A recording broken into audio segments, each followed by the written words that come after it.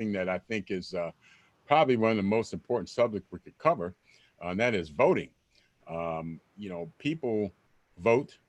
Most people that vote all the time, and people that don't vote need to be convinced to vote. People that don't vote tend not to vote, and people that vote tend to vote. It's about 90% for both.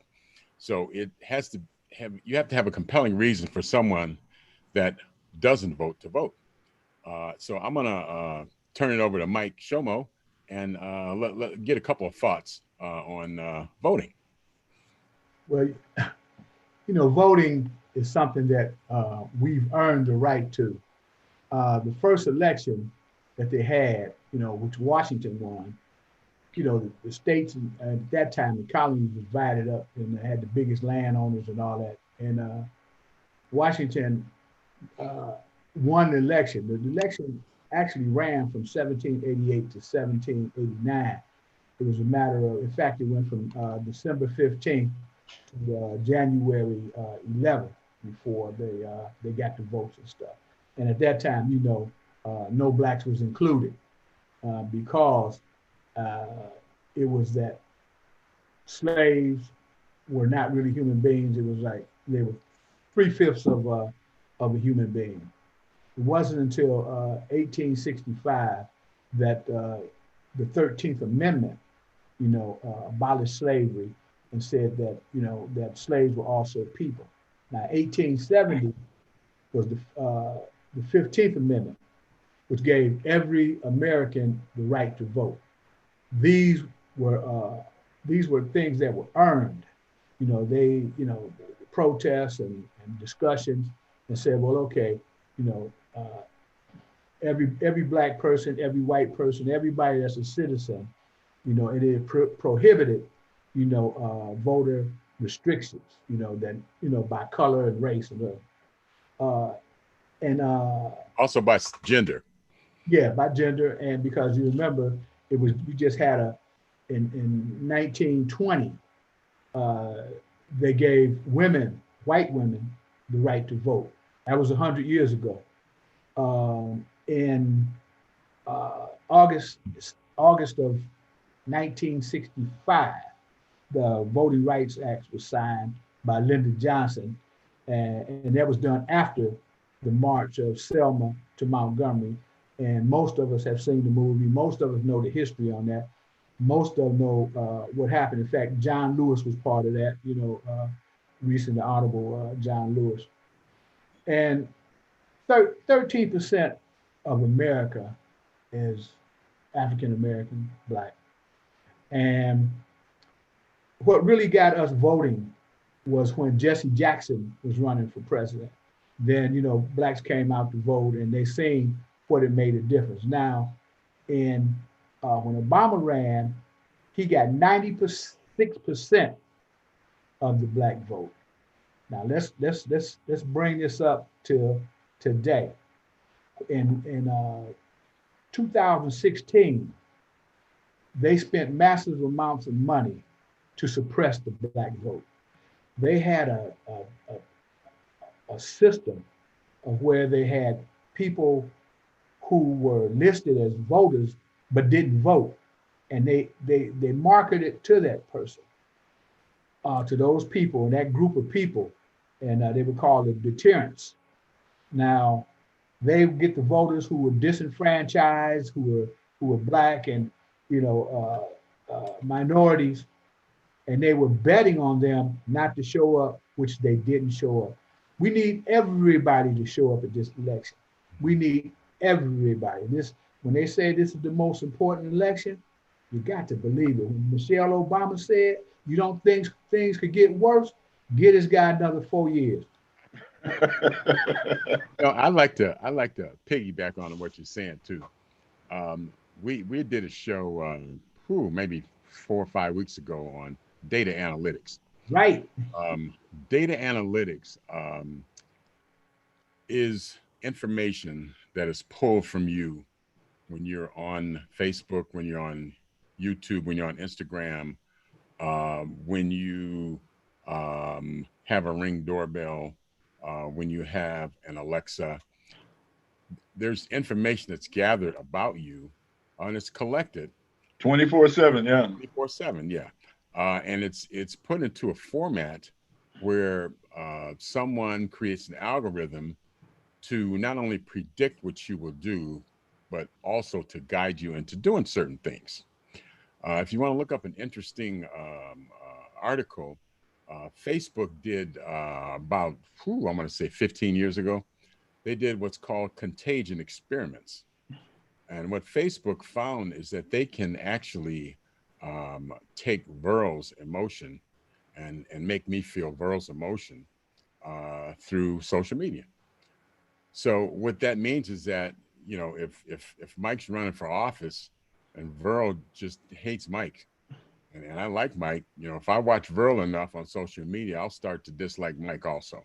And this, Right. this is not something that I'm making up. This is proven fact. As a matter of fact, in 2016, Cambridge Analytica got information from Facebook. It got data from Facebook that on 70 million voters, and as to how those voters were going to vote and who were they going to vote for. And what they found was that they can actually make people change their votes based on what they send them through social media. Now, fast forward 4 years later, that is so much more sophisticated. Brad Parscale, who was the president's data analytics guy, he actually got fired, and I guess yesterday he attacked his wife or something. Something crazy happened with him.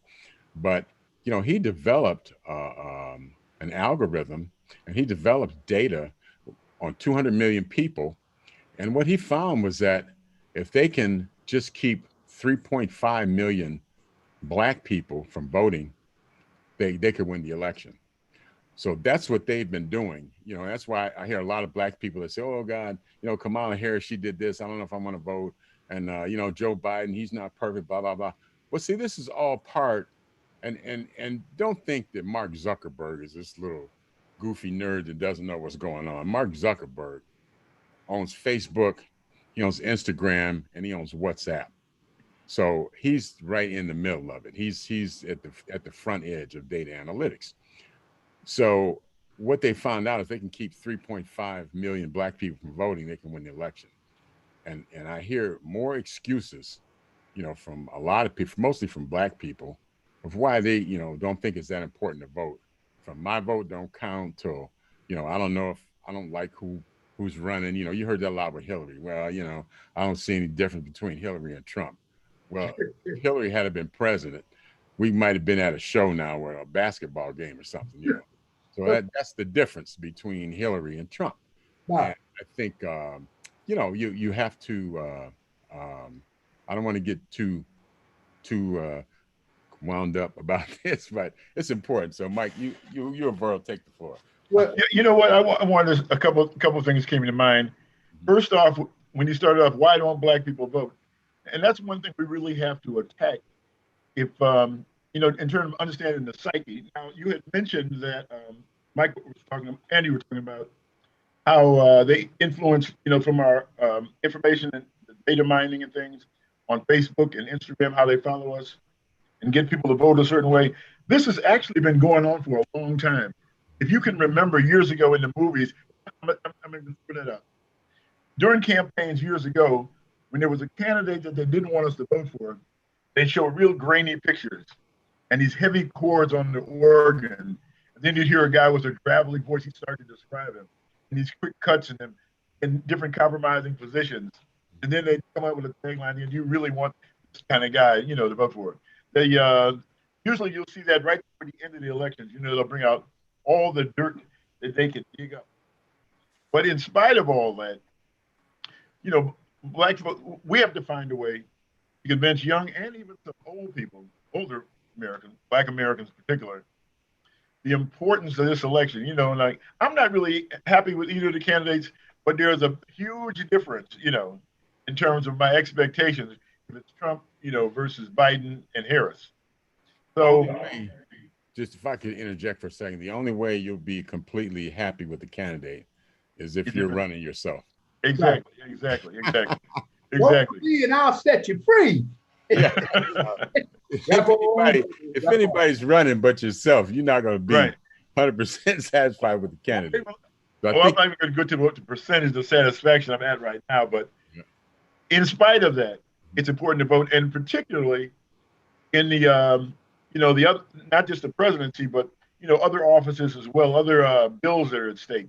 Judge. And you can see now the impact we're feeling from the Supreme Court picks, because the fact that they took the teeth out of the Voting Rights Act, and the fact that they allowed states, when they came back, they allowed states to, instead of the federal law, states to make their own law. Then all these southern states and Republican states, suddenly they began to change the laws, make it harder, close voting locations. And this, I think people are just so fed up, but they got to understand this is the time we really got to dig in and cannot let up, because what's at stake is not just 4 years, but the next generation. Verl, this is, just to, tell you that, everything you said is true. And this is what's going on now. It's just that you would think that people would go out and vote because of that, because they say, you trying to stop me from doing. Why? Why do they want to suppress the black vote? Because it means something. There's got to be a meaning there. You said in Trump in 2016, he did the deterrence thing, said, okay, then we look at these people, we'll market it to them. And that goes back to what Bobby was saying about this digital thing, which started way back when with the subliminal suggestion, where you be at the movie theater and you see a flash of Coke, and then everybody wants to say, okay, popcorn, let me go out. It's so much more sophisticated. But that's what I'm saying. What America is more sophisticated than then. That's what I'm saying. But you know what? It's grown to the digital ages, and they're doing it to us, or they're doing it to our people.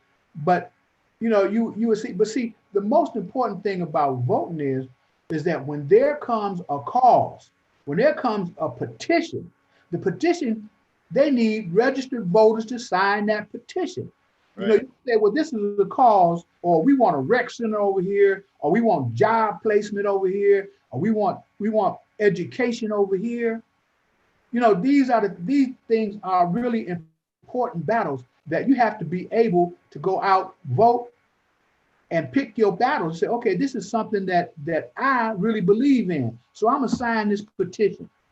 But you can't sign that petition if you don't vote. That's right.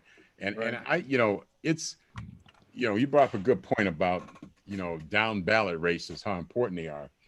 But I also want to mention that when you vote, I hear people say, oh, well, Daniel Cameron had not indicted anybody for Breonna Taylor. Well, you didn't vote. And this is the consequences. We talked last week about consequences. This is one of the consequences. Right. Mitch McConnell's guy, he's Mitch McConnell's guy, man. Right. And he's going to do what Mitch wants him to do. He's related to him. That's just the way politics work, whether you like it or not. That's just the way it works. I don't know if it's rumor or fact, but they say he related to Mitch McConnell. I don't know. I know Mitch McConnell's a Mormon. I think his wife is Mitch McConnell's goddaughter. Okay. Yeah, it's really a big family affair down there, you know. Yeah, but see, when you don't vote, that's the kind of thing that can happen. Right. And then you talk about the Supreme Court. I mean, people with this new Supreme Court pick, and she's going to get confirmed. I mean, it's just a matter of numbers. The Affordable Care Act, pre-existing condition, there's going to be 20 or 30 million people without insurance. And see, a lot of times these things happen, and you don't realize it until it's too late. So, what we're trying to tell people, get involved. Just use your head. You vote for who you want to vote for, but use your head and use a little common sense. Right. Do I want to get rid of? Do I want not to have Social Security for my parents? Do I want my parents not to have Social Security? Do I want Social Security to be gone for myself? Well, why would I want to stop the payroll tax? You know what I'm saying? Roe versus Wade, to me, has nothing to do with abortion. It's about the freedom to choose. Right. And a lot of people get the two confused. They say, well, I'm anti-abortion. Well, how come every anti-abortion group is headed up by a guy?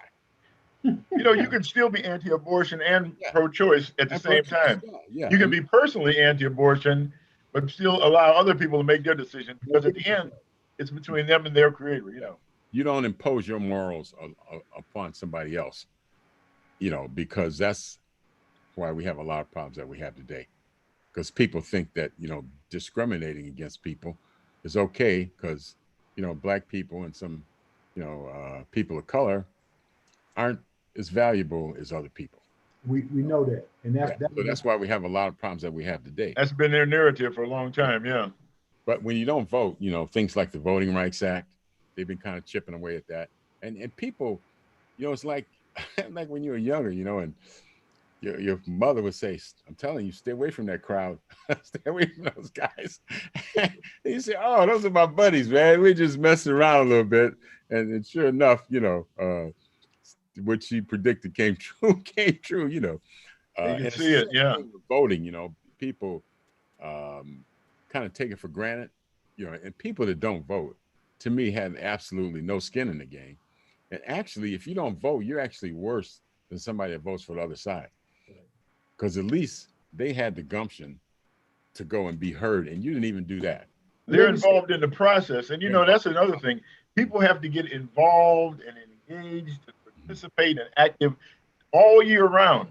And that's our challenge, how we get this message out to people to get them involved and keep that momentum going. There's a lot of weapons of mass distraction out here for the young people and old, anything to get you off the mission. But, nowadays, in addition, we got COVID-19, businesses are down and stress levels high. And the last thing on most folks' mind is voting. But that should be the first thing if we're going to really see some change. Well, voting is related to COVID-19. Right. Absolutely.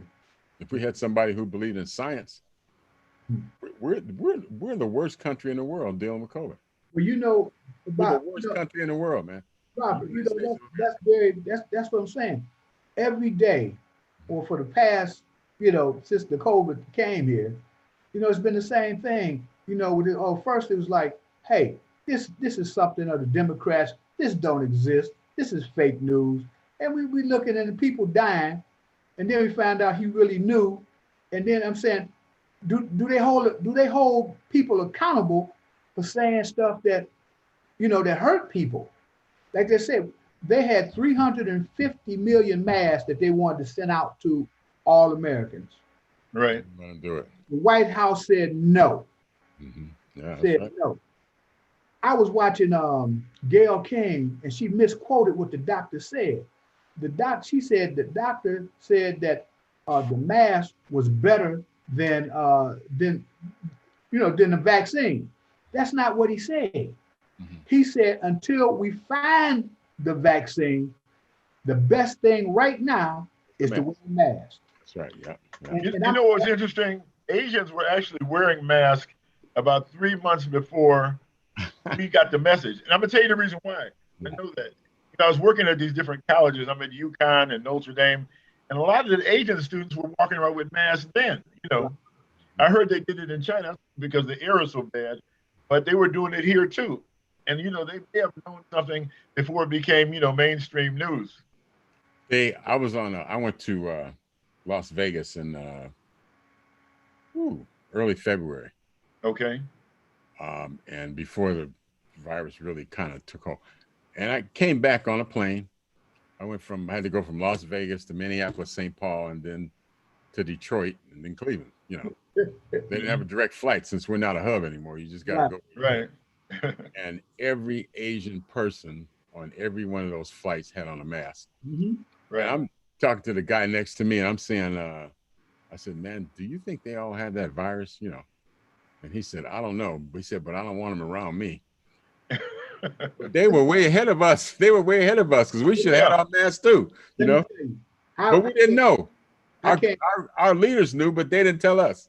I came back from New Orleans on Saturday, and we stopped in Franklin, Kentucky, mm-hmm. and Tennessee or something like that, and went in to get some dinner because it was dinner time.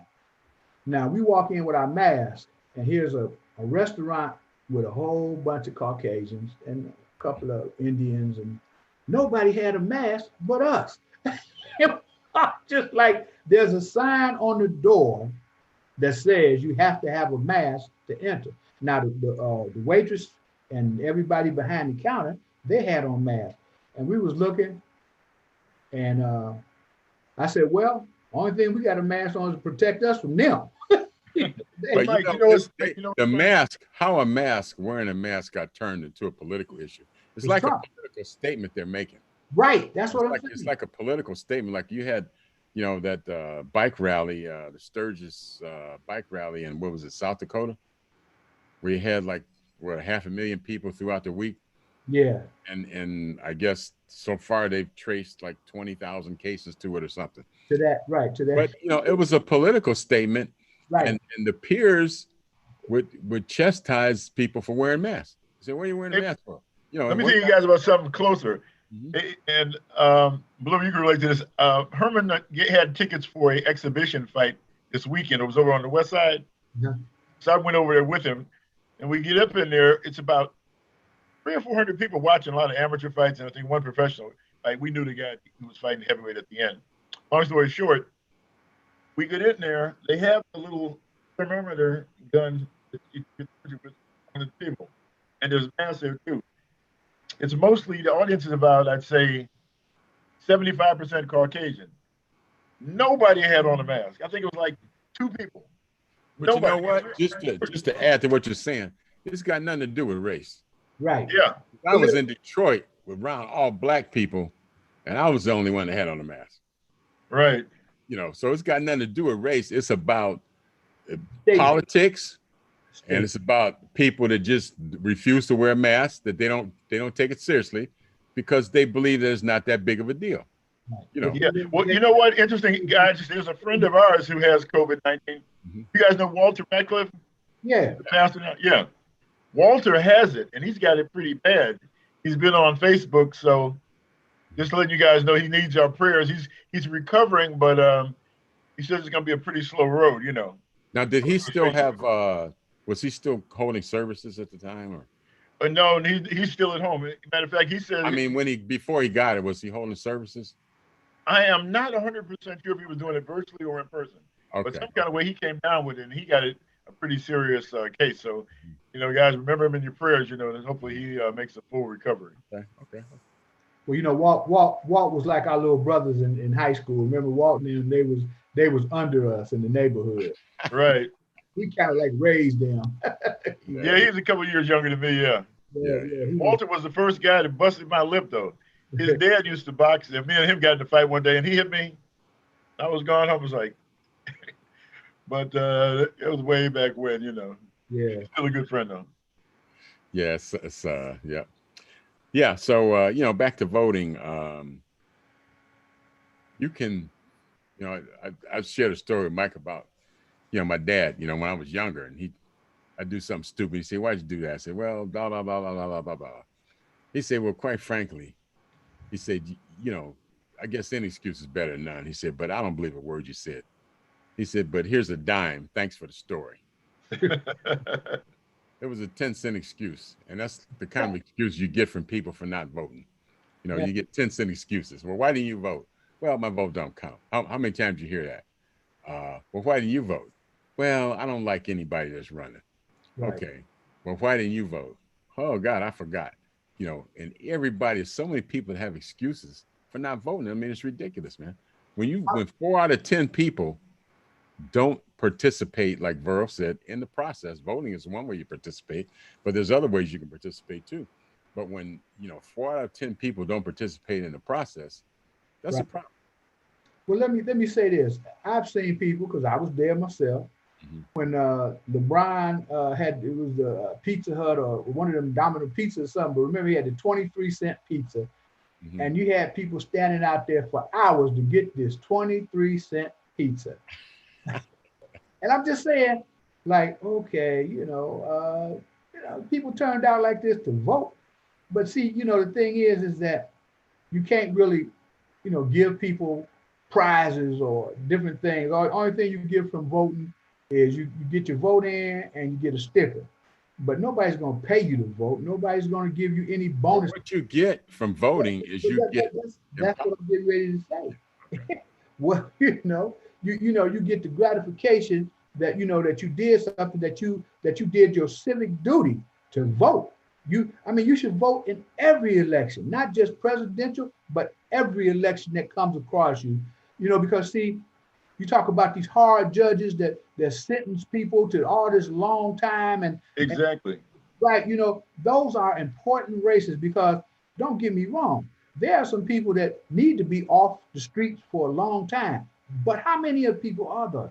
You see where you see one person get this sentence and another person get this one, and they did the same crime.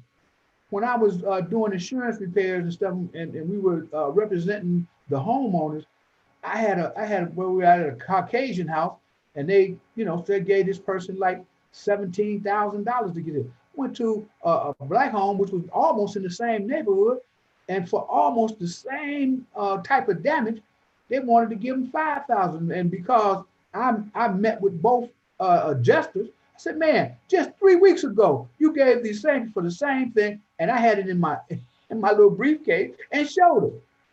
Well, see, systemic racism exists Right. so many forms in so many ways that most people don't believe it exists until you show them. Yeah. And I think that's what's happening with the Black Lives Matter movement now. There's so many people that aren't black have actually seen what it is. Video camera, because of data that's been collected. They've actually seen a lot of things that go on. And some of it, if I didn't see it, I might not have believed it myself a few years ago. They hear the other side of the story for a change. We were only getting that one narrative before. Hey, but I wanted to piggyback on something that Mike was talking about. I understand civic duty and all that, but to the generation we're reaching now, if we have to give them pizza or fried chicken or whatever to do to show up to the schools, or a party there, have a radio station there, we got to get people in there some kind of way. The old saying, you catch more flies with honey than vinegar. Right. So initially, we got to get people in there. Let's make some changes for these next 4 years. And then if we can get people committed to being a part of the process on the long term, we can begin to slowly educate them. And we got to, like we talk about educational reforms and other things, we got to bring this into the schools too, some common sense kinds of things, They used to have civics in high school. Right. Now they got a lot of other stuff that I'm not even going to get into. That's I think we have to educate people, right. And let them know why it's important to vote. Trump appointed 198 judges, 3 That's scary. justices, 50 appeals court judges, and the rest federal judges. He appointed 198. Zero were black or people of color. Now, that's scary right there. Well, elections have consequences. So, right. Oh yeah, absolutely. For everybody that didn't vote because they didn't like Hillary, this is one of the consequences. And people have to understand the connection between voting or not voting and the consequences. Right. And these are some of the consequences. Some of the consequences of that have been the Voting Rights Act has been kind of chipped away at. Brown versus Board of Education. Oh yeah. Separate but equal. We may go back to separate but equal. Schools. Well, you got schools. They're equal. Almost equal. You may go back to that. You're going to see a lot of stuff. Roe versus Wade. A lot of this Affordable Care Act, pre-existing conditions. Mm-hmm. The president has a health care package that's going to be out in a couple of weeks. And he says that every time somebody asks him about that since 2015. Right. It's going to be out in a couple of weeks. Yeah. Now, if you think that he is going to have a healthcare package that will help pre-existing conditions, you're crazy. He's dedicated to making money for him and his cronies. And, and I guess, when you're 450 million in debt to Deutsche Bank, right. Which is, if you don't know much about Deutsche Bank, most of their money comes from Russia, oil sales. That's them. If Russia took all their oil money out of Deutsche Bank, it would collapse. It's in Germany, but most of their money comes from the Russians. As a matter of fact, Trump's banker was the justice that retired, Justice Stevens. His banker was Justice Stevens' son. Mm, I'm not drawing any correlation. I'm just very stating facts. suspicious. See, don't Yeah. take my word for it. Look it up. You know, these are facts. You know, he's 500 million bucks in debt. I heard one guy he owes about 275 million dollars. Now you don't think that's enough leverage to maybe make him make a decision that's going to benefit him, Oh, without question. not us? You know what I'm saying? If you remember, they had an investigation with the guy in the Dutch bank, and he committed suicide. Yeah, he did. Yeah, because Putin was gonna kill him anyway. So he said, "Oh shit, I might as well do this myself." Take one for the home team. Yeah. Yeah, because Trump had got and we're just talking about the people who we're just talking about a person that has not done a good job. We're talking about a person, we want people to get out and vote their conscience. But if you just look at the headlines today, 400 and something million, that's $500 million. That this dude is in debt. And one of the things I was saying before, when he was talking about doing that wall, we're gonna make this wall and we're gonna do it. He was gonna siphon $1 billion off the top of that. Because the wall would have took him out of debt. Right. Guaranteed. Because if you look who he put in charge of this other stuff, they was building the partial wall by donation by rich people that's with him. And then this dude was stealing the money. And there was a tax write-off for the rich anyway. Yeah. He owes $100 million to the IRS. Well, when you're only paying $750 a year on in income taxes. Well, he got 10 years ago, he got a tax refund for $74 million because he bankrupted his casino. And I guess he got a tax refund some kind of way from bankrupting his casino. What did Wesley? Now they're saying it's illegal. They're saying it's illegal. So. What did Wesley Snipes go to jail for? What did Ron Isley go to jail? Yeah. What What did Helmsley go to jail for? But you know what? You can you get away with stuff for a long time.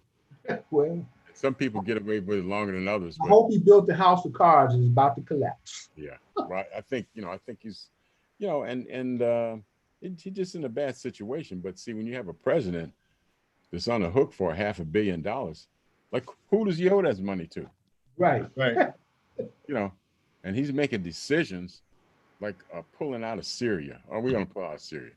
Was that because we should have pulled out of Syria, or was that because the guy he owed the money to wanted him to get out? Yeah. You know what I'm saying? We're gonna drop out of the climate accords. Was that because that's what the best thing for us to do? Or was that because Coke and the chemical guys don't want anybody on their case while they're making money and polluting the world?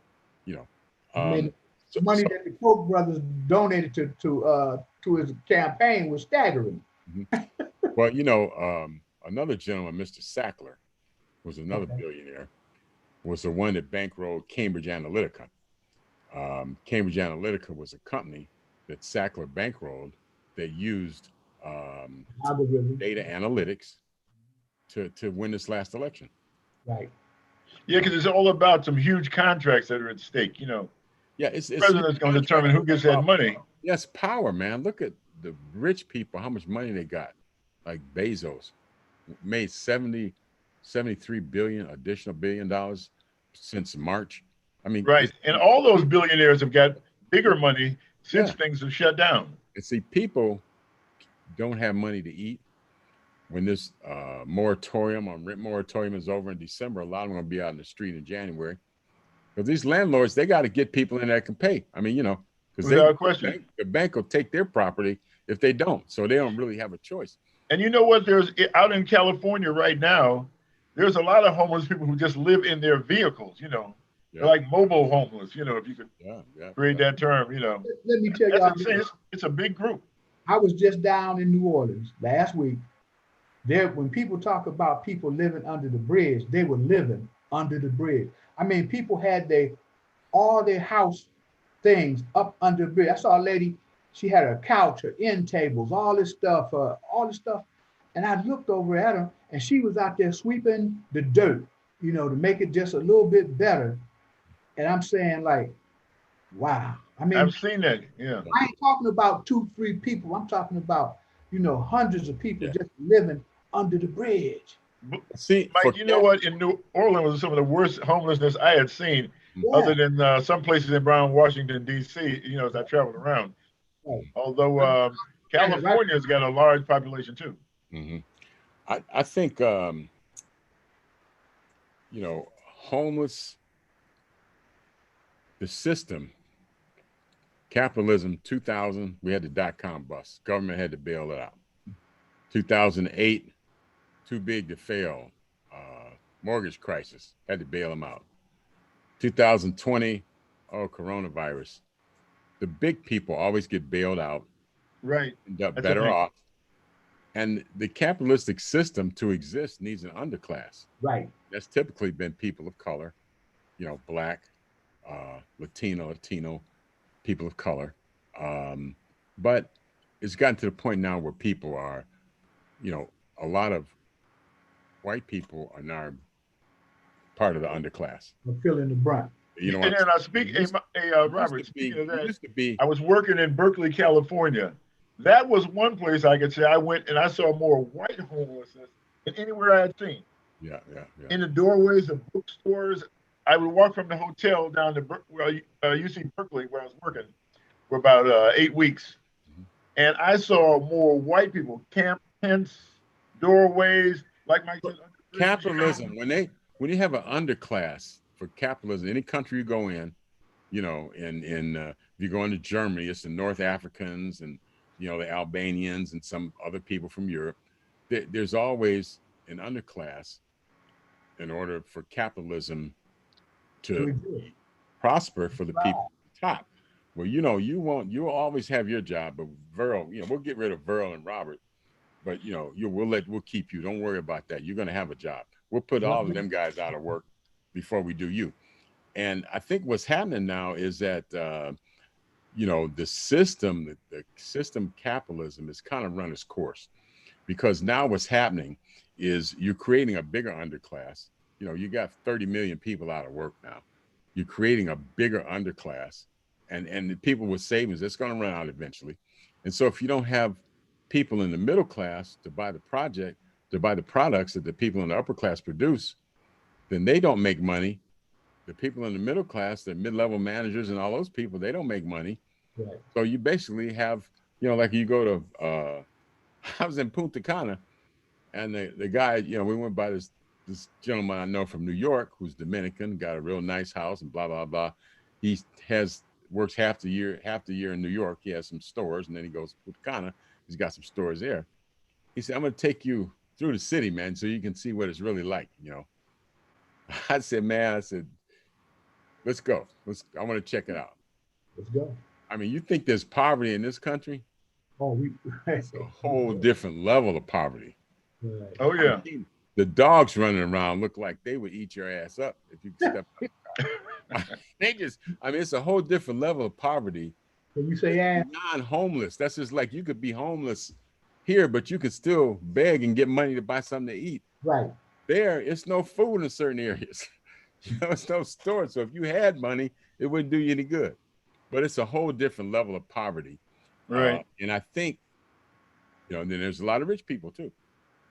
You know, there's a lot of resorts down there, and it's a lot of money, a lot of Russian resorts down there, you know, a lot of American resorts and Spanish resorts. Mm-hmm. But, you know, there's rich people, and same way in Brazil. You know, Sao Paulo, Brazil is ridiculous, man.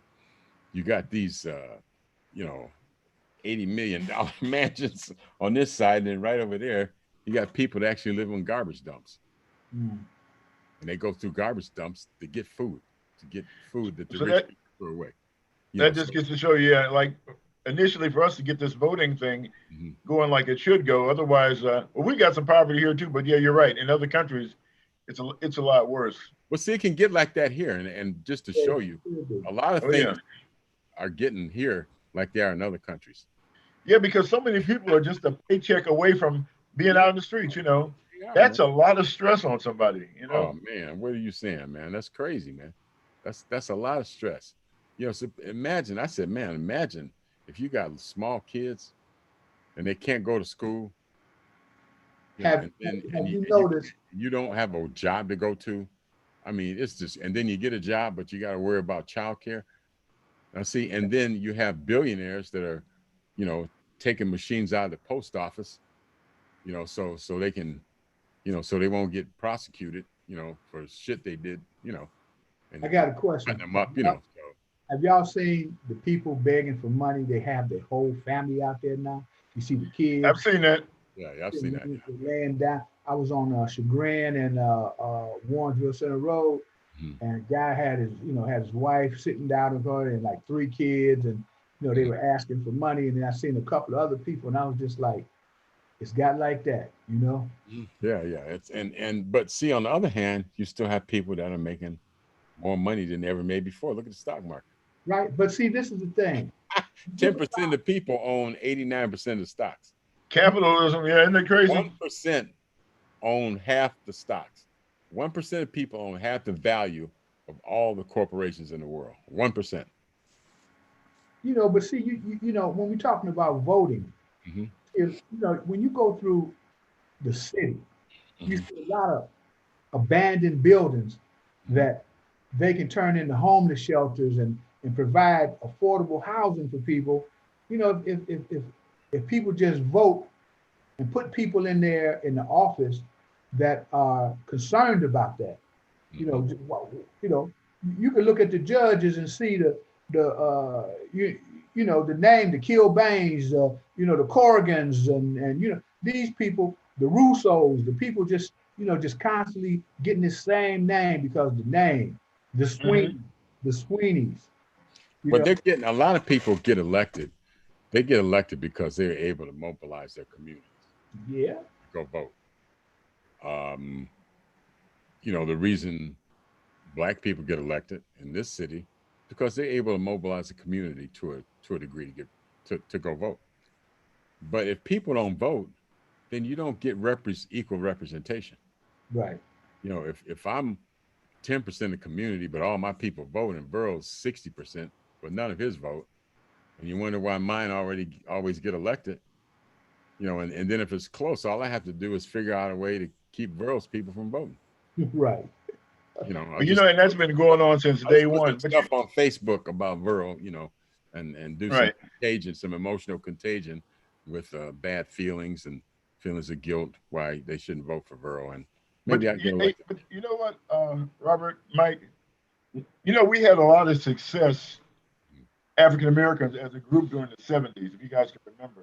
Mm-hmm. If I remember more, there was more money circulating. We had more black businesses.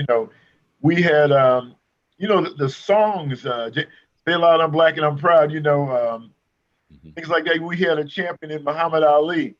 We had really had heroes, Mm-hmm. and the community was a lot tighter. Mm-hmm. And then slowly but surely, we went back to sleep, and we wake up and we've lost so much ground. But I think one of the things that's missing is we got to bring spirituality back into our consciousness. Mm-hmm. You know, from what our foremothers came from. It's like Harriet Tubman, Underground Railroad, what have you. People had nothing. They had no technology. They only had their belief in God and a plan. They knew they wanted something better for themselves and their family. So some kind of way we got to get back to our spirituality and incorporate that, because even though we talk about all these things and all this technology that's against us, the data mining and data analytics and what have you, God is still in charge, if we believe that. Well, So, bro, right. the thing is, I had a conversation some months ago with Khalid Samad, Mm-hmm. and we were talking, and I told him, I said, the difference from when we were growing up as these kids now is that we had a code of ethics.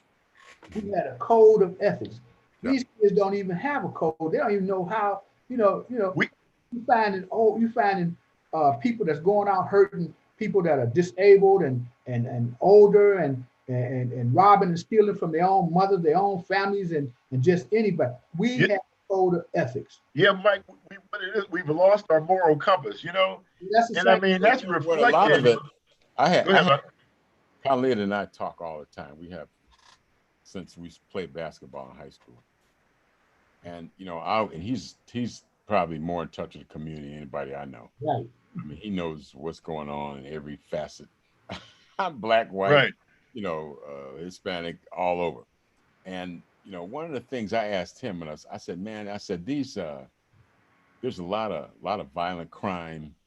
It's not just the drugs, but a lot of guys do things that just don't make sense. Like they'll rob somebody of 2 dime bags of weed and kill them when they don't give them the weed. I said, and that just doesn't make sense.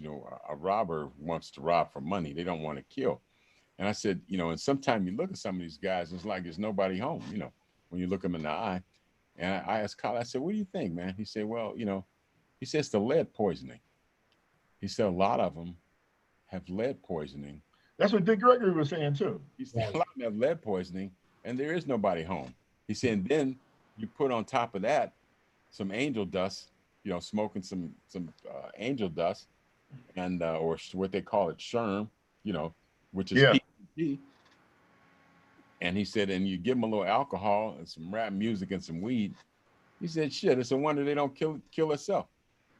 Yeah. And I never correlated lead poisoning with that, but he said their brains don't develop, man. That's what that's what Dick Gregory was saying, And like we see what's happening in Flint, Michigan with the lead in the water, as if it was an accident.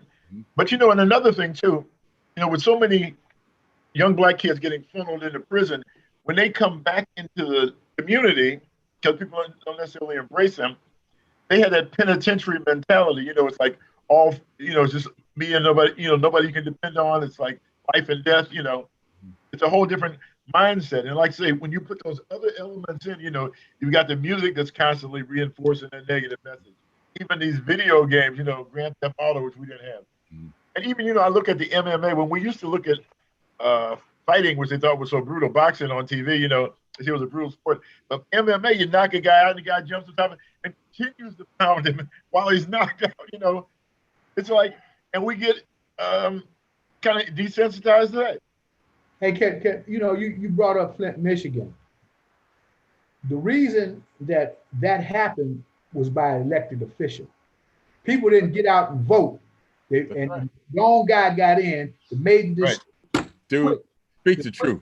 There you go. To switch the water, into the river water instead of, the fresh water. And it was criminal. Yeah, there was some kind of chemical that was. People didn't vote. They voted for that guy. And he didn't have their best interest at hand. He was trying to save some money and get some kickback and all that stuff. The governor. Yeah. Because people didn't vote. I think when he got elected the first time, only 41 or 42% of the people that could. People in Detroit voted. Right. You know what I'm saying? And people in Flint didn't vote either. But see, that's another consequence of election. Right. And that's why, as long as we have this democratic system, which, if we don't vote, eventually it'll go away. And you have something like the king of Saudi Arabia saying, I am the king now. And, this is pretty much what we're going to do. And you really don't have a choice whether to like it or not.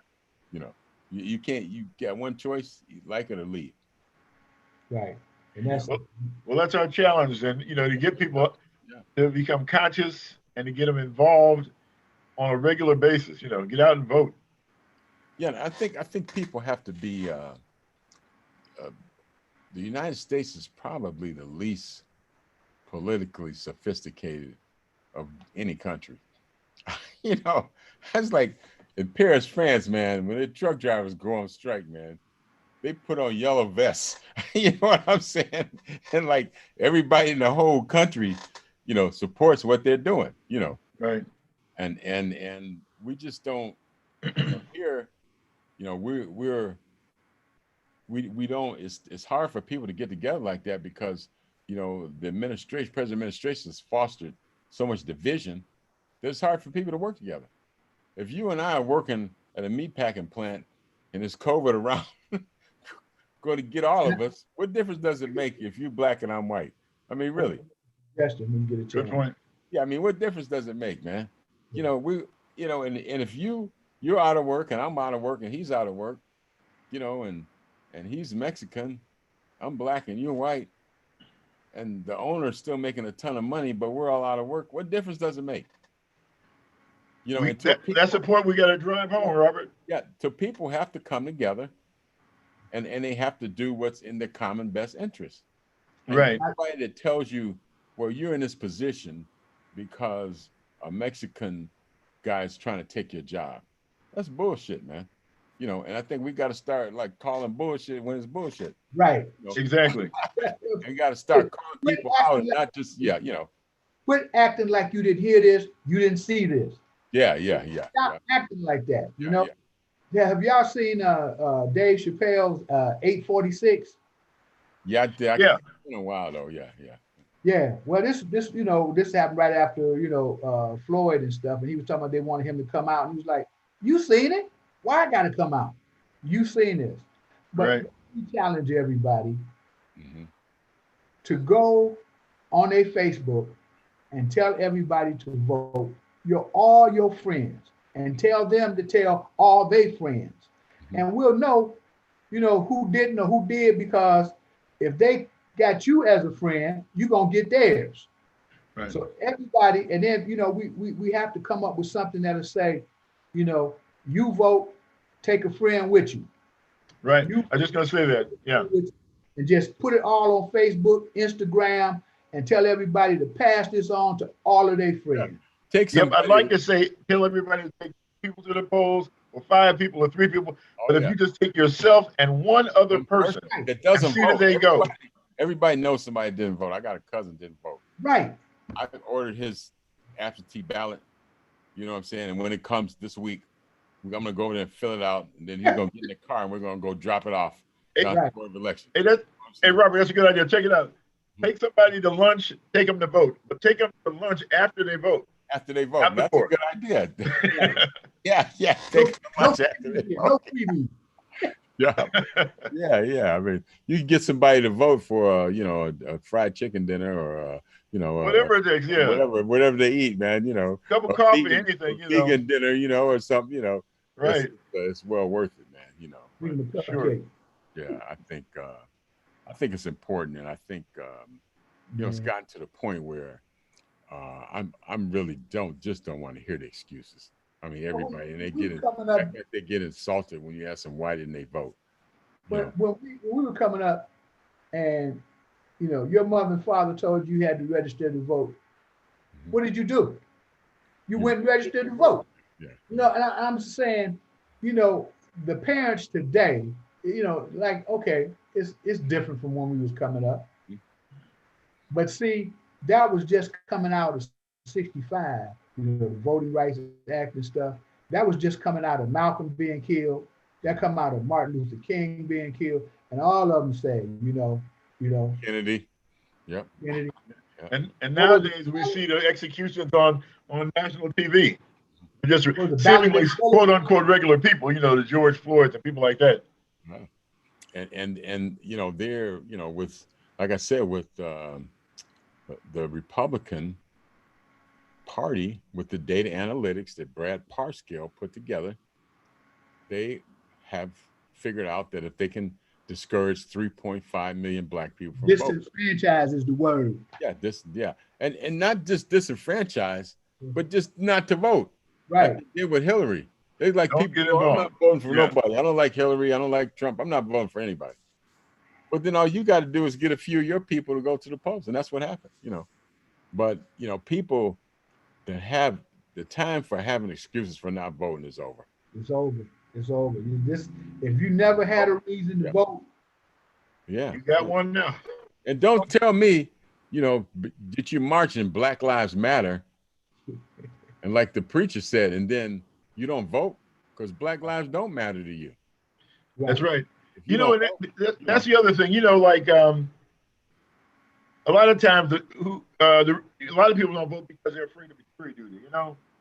But the thing is, we need people to do jury duty. That's part of the process, because when we're people that look like us or understand, we're not. We just want some understanding. But when everybody who's in the jury pool doesn't look like us, look like the other side of town, the people who did vote, we suffer. they always got, if you ask people I don't vote, they got a list as long as your arm. A I reason beg, why they I don't vote. beg, I beg to get on jury duty, man. Still They got a list. They got a list as long as your arm about why they don't vote, man. Yeah. And it may be just one person who makes a difference, you know, in terms of persuading the jury pool or whatever, or creating a hung jury, you know, when there's really some doubt, you know. Well, it gives you, it empowers you Right. to have a say so in what goes on in your community. Exactly. Not just, you know, just kind of go along with the flow and blah blah blah blah blah blah.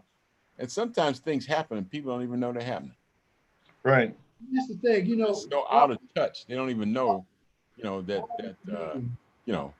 All these meetings and stuff that they have, that people don't from the community don't come. They just there. You have some concerned people that you go down to City Hall at the council meetings and stuff, and they're there, and they're asking questions and they're getting answers. And Yeah. if they're not getting answers, they'll say, "Well, we'll get back to you." But they're making their voice heard, you know. And you have to be more. But see, people are just like in today's household. They don't care. I always tell my grandkids, and I told my children that women take care of the household, men take care of the community. We take care of the community. So you know, like my grandson, he cut my grass. I said, "You got an abandoned house next door to us. Here, cut that grass over there. You know, just as far as over there." Because You know, a lot of women would disagree with you. well, Starting with Marsha Fudge, she probably would. A single parent household with a woman as the head of household. Hey, I love Marcia. She had a standing wedding proposal from me up until I got married. But I told her I'd marry in a heartbeat. I think James Dillard would went for that. But the problem was, okay. But you know, women are great organizers. We can't take anything away from the sisters, and they will get out there to vote too.